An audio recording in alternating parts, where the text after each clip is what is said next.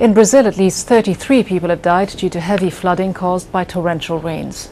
More than 200,000 people have been forced to flee their homes.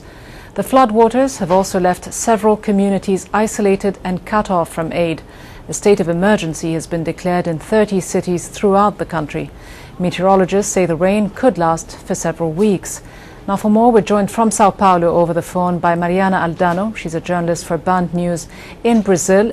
Just how bad, how critical does the situation appear to be? Hi, Guida. The situation we have in the north region of Brazil is really critical. In total, 10 states, including the north and northeastern part of Brazil, have been affected by the flooding in the last 2 weeks. And the last balance also shows that more than 500,000 people had to leave their homes and they are displaced now. Some of these communities have been completely destroyed, and the local authorities have to use boats and helicopters to take food and water supplies to some of these isolated places. And as you said, you've just mentioned, the situation can get even worse because the weather forecast indicates that the bad weather will continue for at least 2 weeks more. And the government of the region has been criticized for acting slowly in preventing all this tragedy.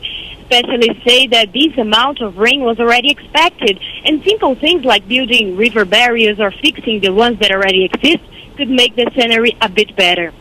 So what is the government doing to help some of those hundreds of thousands of people who've been left homeless as a result of this?